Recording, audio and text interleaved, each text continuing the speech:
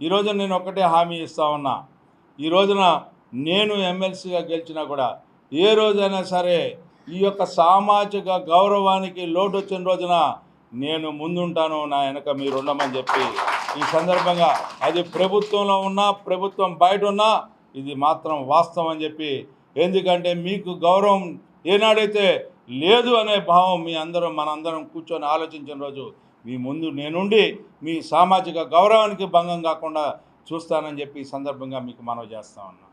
ఆ రకంగా మీ అందరూ కూడా నాకు మద్దతు పలికినందుకు నేను మీకు హృదయపూర్వకమైనటువంటి ఈనాడు మీ అందరికీ నేను ఒకటి విజ్ఞప్తి చేయాలి.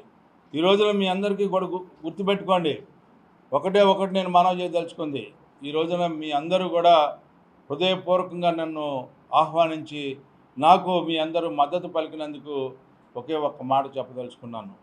మీ అందరూ కూడా తరగతి గదుల నుంచి ఈ సమాజానికి నిజమైన పౌరులను తీర్చిదిద్దే వ్యక్తులు.